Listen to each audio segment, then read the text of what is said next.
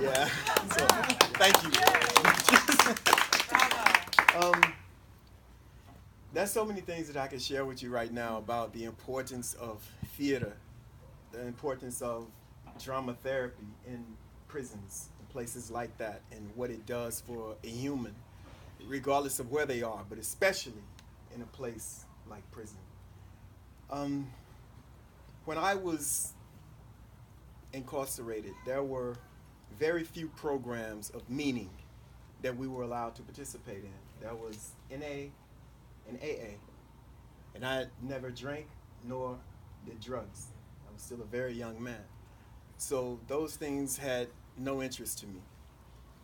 I spent a lot of time educating myself to different things that I was interested in via books, but there was no organized program of any kind that could develop me as a young man coming from the youthful mind into an adult mind, and being in a place who, by all accounts, gives arrested development.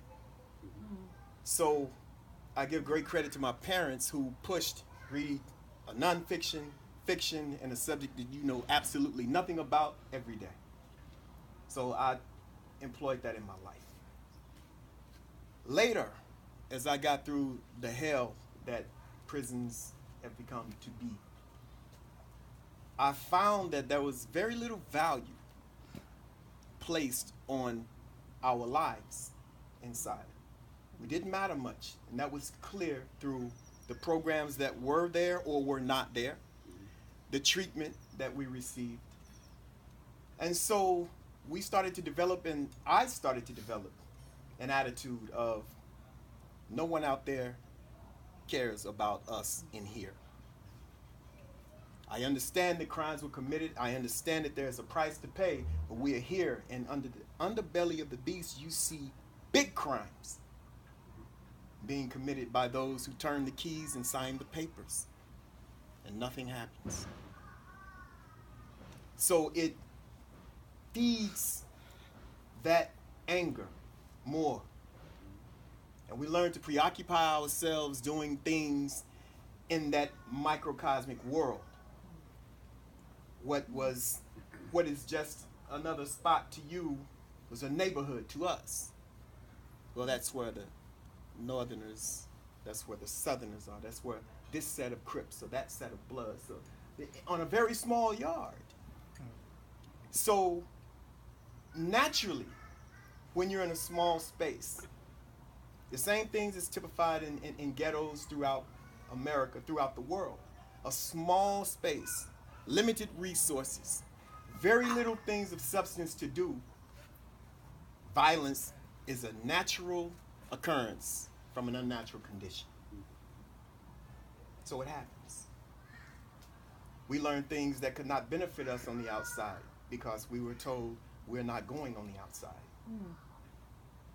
So my first 10 minutes inside of a prison cell, I was taught how to make a knife from a shampoo bottle. Wow.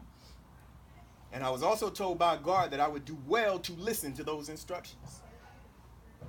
So this was our existence. Years later, when we were coming up for parole opportunities, there was a flyer by the water fountain in the building. And it said, Marin Shakespeare Company, acting classes, theater classes. And nothing of substance had ever come to us that we could keep. So I had a mind of, if I did not sign it, they cannot disappoint me. So I waited perhaps a couple weeks, and I kept seeing it every time I went to the water fountain. So I signed it. And after I signed it, I saw that a lot of other people signed it. After that, I guess that's part of the prison psychosis. I'm not doing it unless I see someone else do it. So when that list was signed, several people signed. It didn't mean that everyone was going. They just, like me, thought it was never going to happen. So just let's see what happens. So when the day came and the ducats came in, Demetrius came over all excited with his little notepad and the ticket. Are you going to the class? Absolutely not. Absolutely not. I'm not going. I believe the Dallas Cowboys were playing or something like that. And he continued to press me to go. I was like, I don't want to. He used to go if nothing. It's just something new to do. And it was true. Having things to break monotony is always good. So I told him I would walk down there with you.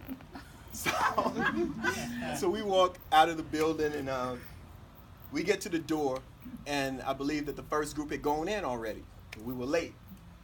And that is a very high-risk situation.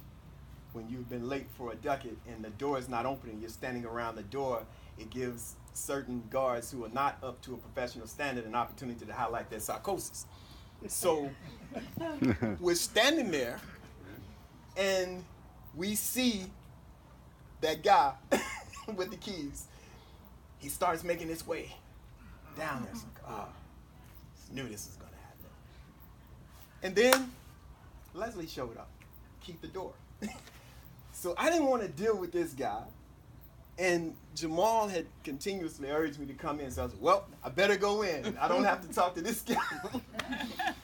So we got into class. And when we got in, I was absolutely positive that the class would last probably the end of that day, and we would never see it again.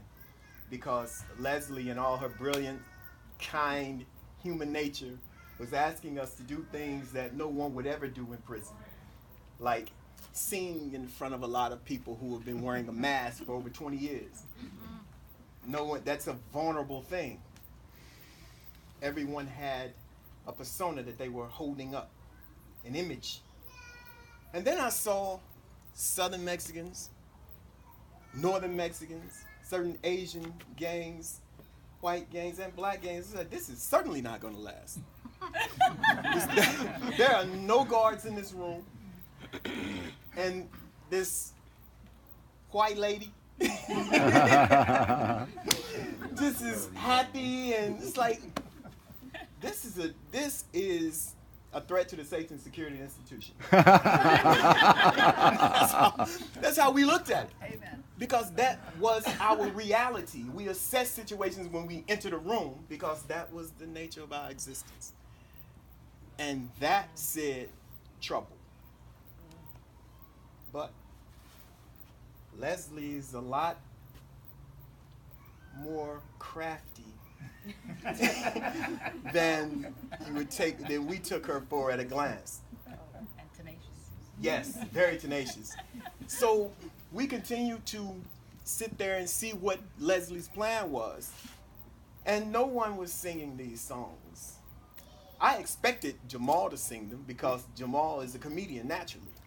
So I could see him doing it.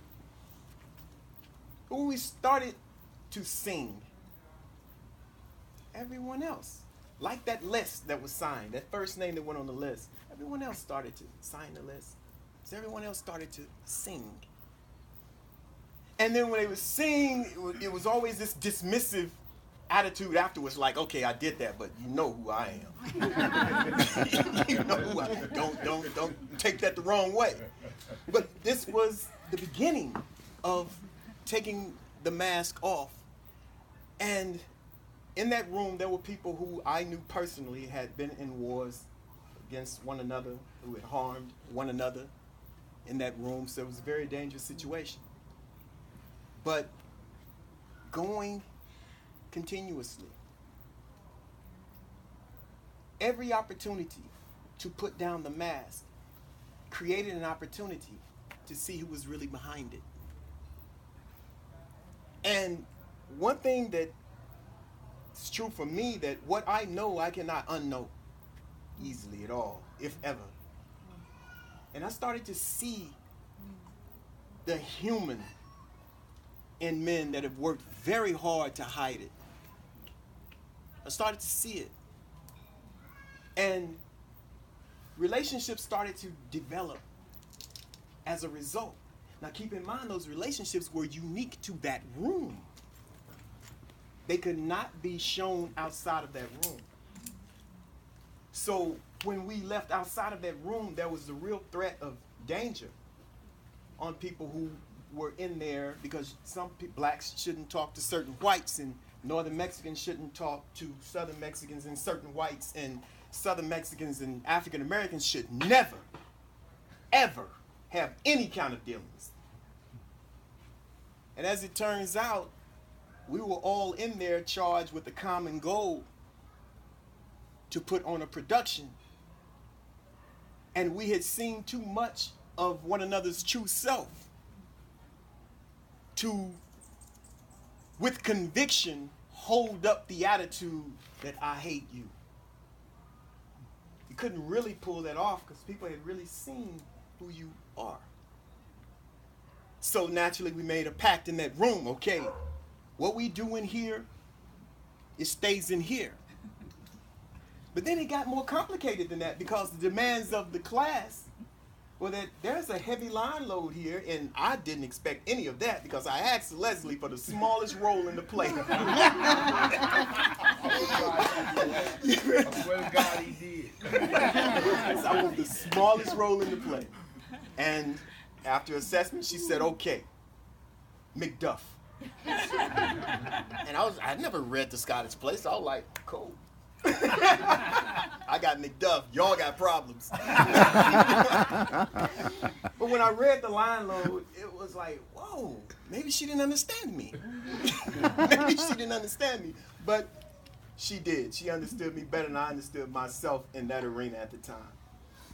And something unique happened after we had agreed in that room that we would work to put on this play. We found that because of the line load, we had to rely on somebody who understood what we were doing and practice this stuff. And the people that understood what we were doing were in that room. So how are we going to do this outside of here when certain people could be stabbed or beaten or made to move off the line for having this interaction with a group that they were told not to interact with? So there were meetings that happened. The first meeting I had was with a guy who should have never been. He was a Southern Mexican.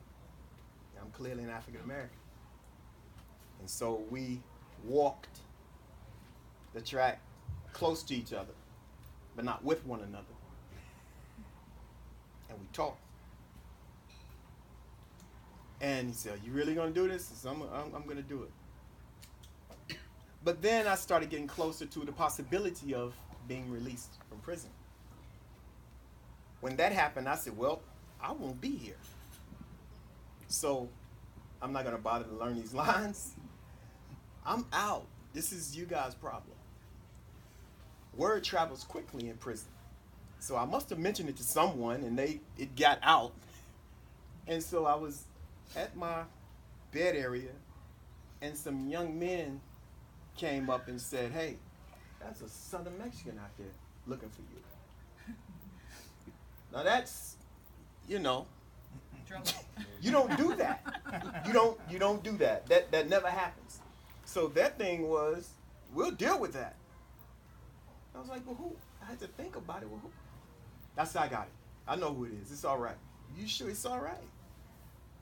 So I went down, and I understood the risk that this man had taken by coming to that door. I know what he went through to move himself to the point to go to this door and ask another African American to go and get a person that some people respected.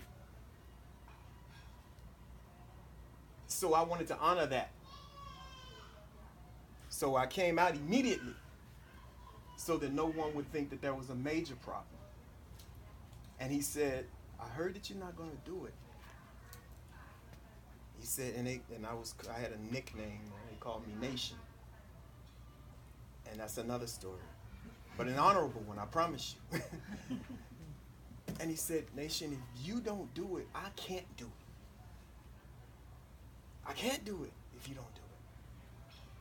And I said, I could be leaving. He said, it doesn't matter. Risk had been taken to do this. So he said, promise me you're going to do it. And respecting what he had gone through, I said, I'll do it. He said, I have your words. You have my word. I'll do it. Then I had to learn all those lines. I had to learn all those lines. But I learned them because I had mentioned this before, and I think it really should really appreciate this. There are a lot of negative things to gang mentality. But gang mentality served that situation very well. Because men had entered an agreement. And when that agreement was entered to finish this, it became immediately necessary to protect everyone in this. And that created a UN of sort in a place whereby that did not exist. So it opened the door for us to be able to be, let me not say able, because we were always able, to be willing to do this work out in the open. Because I always found that is the best way to neutralize people who go in the cover of the night and say, hey, well, they're doing this. Because then they can make the story bigger than what it is. You do it in the light, in the day, it is clear what it is. So we began practicing on the yard in front of everybody. And so they saw the people involved. I've never in my life been a shot caller of any kind. I'm not that interesting. I'm not that, I have no desire for that type of control. And I believe I speak for Demetrius when I say, or Jamal, when I say it for him. But because of the way that we conducted ourselves many years in prison, we were not easy targets. So our presence in a thing meant that there had to be a certain type of approach. So that's why it was so important for certain people to be a part of it. So when we were part of it and we were out there together, people were, well, what are you guys doing? We're working for the production of a play that we're going to do on this yard. That's what we're doing. Oh, okay. And it goes away. Appeasement makes an aggressor more aggressive. But when you stand on something, this is what we're doing. Implied statement that you don't hear is, and what? But you don't do that. You don't wake up, but you have to be strong in your conviction, because that's the language that is clearly understood by bullies. So when that happened, people take assessments. Okay, look at the players involved here. We'll leave that alone. So they left it alone. And we started working together. And then we started meeting together on other things. A young man lost his mom. I had lost my mom. And we were in two opposing groups. And we walked for 2 hours outside talking. He's telling me what he went through with the loss of his mother. And I'm trying to get over the pain of the loss of mine. And we would have never talked. All of that a direct result of being present in that class. All of that. It would have never happened. Believe me when I tell you this. It would have never happened if not for that class. So, yeah, our praise the Most High. That is so real. And going back, and I say this because this is another indication of how important that is. When you go back into the prisons to speak, whatever, I hate to use the term race because I truly believe in one. But if there's a black person that comes back in, black people come to hear him speak.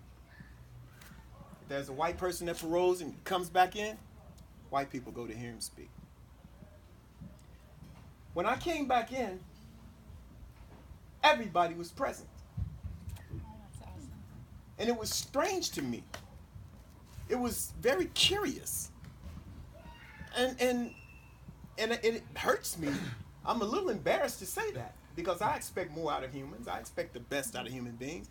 But I was so concerned that on the break, I asked a friend, I said, what's going on? Did they make this mandatory? And he said, these was his words. He said, no, it's been that way ever since they started that Shakespeare Club. Wow. That's what he said. That's what he said. Now, these are, you have contributed to ending gang violence. You have contributed to ending prison violence. You have contributed to ending a doubt in one's abilities and a hope in one's future by supporting Marin Shakespeare Company. Because those are all the things that many of us were existing in before you came. Awesome. So those are very real gains. So if anyone ever asks you, have you done anything to help gang violence, prison violence, have you bought a ticket? Have you come to see a production? Then you have. Make no mistake about that. That is not over-exaggerating. That is a fact. I was there. He was there. We know. We know. And there are a lot of great men there. Yes, did ugly things many, many, many, many years ago. They're different people now, and they're looking for an opportunity. And one of the best, a lot of times now when we think of crime, we think African American youth. And another thing we think about when we think of African American youth is hip hop. And hip hop entails rhyme writing.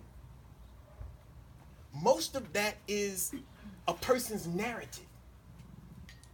They're looking for an out to express themselves. One of our greatest, Tupac Amaru Shakur, was a heavy student and fan of William Shakespeare. And he came up right here in Marin. So I don't know how much of that influence came from this, but he's a very real figure that many young people respect. So Shakespeare is real and relevant. So when you have young people who are exploding because their narrative is not out, if they cannot, everybody's not gifted with the ability to articulate through lines, rhymes. But people can find their voice in a character. I was able to do that with Macduff. I was able to speak pains of my own that I could not share because of the way prison was through Macduff, which is perhaps why people think that I did such a good job, because it was very real to me. And it was so real that I had a somatic experience. I was sore for 3 days after that production. I was. God is my witness. So provide people an area whereby they can express themselves and get, that is therapy. And they don't have a need to want to go in. If you know that you're going to get a drug test and be found that you're on drugs, you can't take this program. Put the program there. Because that will keep them off of the drugs. It's an opportunity. It feels good too. It feels very good to do that. And you're helping humans bring out the best in themselves. So thank you for every bit of your time. Thank you for all of your sincere concern about people in unfortunate situations. Because I was looked upon as someone who would never get out. No. And someone who had no good intentions when he got out. But I worked with transitional age youth, 18 to 25-year-olds, and I did that in the sheriff's department. A lot of times people who we felt were directly oppressing us while we were inside. Everybody doesn't have an axe to grind. Everybody does not live in the freeze frame of the day, the worst day of their life. And many people are looking for an opportunity to do something meaningful because they truly understand the depths of the pain they have caused others. They just want an opportunity. Let me show you what I found now. And don't just look at me in the freeze frame of 1988, September 1st. Who's the same now that they were September 1st, 1988? I wish.